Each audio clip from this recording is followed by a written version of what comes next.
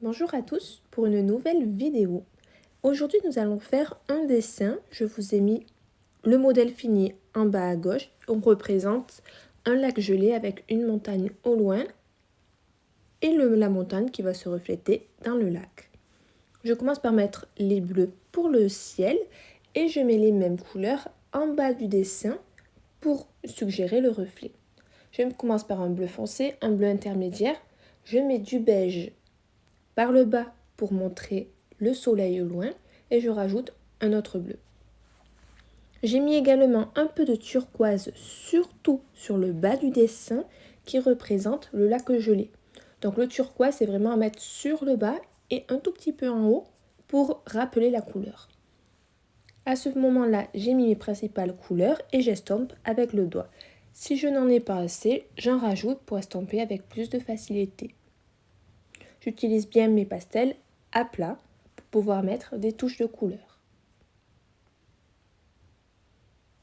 Je continue à ajouter de la matière pour pouvoir estomper et montrer les effets dans le ciel et sur le lac. Là maintenant, je vais commencer à faire la montagne au loin. Je prends du orange et je délimite le haut de la montagne. Avec une autre couleur, je marque les lignes d'horizon. Cette couleur est foncée. Je ne prends pas du noir, mais je prends d'autres coloris proches, mais pas noirs, pour que cela reste coloré.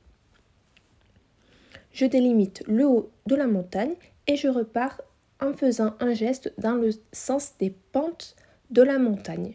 Donc vraiment, pensez à faire un geste qui suggère la montagne. C'est vraiment le sens du geste qui vous permet de représenter la montagne. Je rajoute une couleur plus claire pour montrer un peu de neige au loin. Je fais ça doucement avec délicatesse et je commence à faire des traits plus précis pour montrer les failles du rocher. À ce moment-là, j'ai pris un jaune. J'avais déjà un jaune, mais je prends un jaune plus dur. On a différentes matières dans les pastels, des pastels plus tendres, des pastels plus durs. Si vous utilisez un pastel plus dur, vous pourrez faire des traits un peu plus précis. C'est pour cela que j'ai changé le pastel.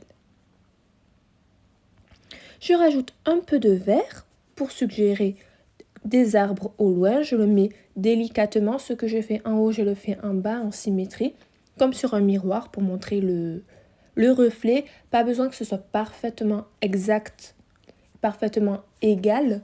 Il suffit que ce soit à peu près visible et naturellement, à l'œil nu, on aura l'impression que c'est vraiment le reflet. Je continue de délimiter et à ce moment-là, je commence à prendre un pastel plus clair et à faire les rainures dans la glace. Donc, je fais avec plusieurs couleurs pour pouvoir montrer des choses de colorées et je fais des petits traits légèrement, rapidement pour pouvoir montrer que c'est de la glace qui n'est pas parfaitement lisse. Je continue à préciser le dessin et là je vais passer au petit patineur. Je fais rapidement le bonnet, la forme du personnage. C'est quelque chose d'assez clair, pas besoin de délimiter et de faire très précis. Ce n'est pas le sujet principal du dessin, bien que l'œil va être attiré par lui. Je fais ça rapidement avec les couleurs que j'ai déjà utilisées dans le reste du dessin pour qu'il y ait une uniformité dans les couleurs. Je passe au deuxième patineur, je commence en beige, je délimite un peu plus avec une autre couleur et avec la couleur foncée, je vais faire les patins, les cheveux pour montrer des petites touches plus foncées qui vont délimiter le personnage. À ce moment-là, je reprends un bleu foncé et je fais très doucement, très délicatement le reflet du personnage. Donc c'est à peu près, vous le faites rapidement pour montrer qu'il y a du mouvement. Je rajoute quelques couleurs claires pour attirer mieux l'œil sur les personnages et le dessin est déjà fini. Je vous montre à nouveau les couleurs que j'ai utilisées, 15 au total.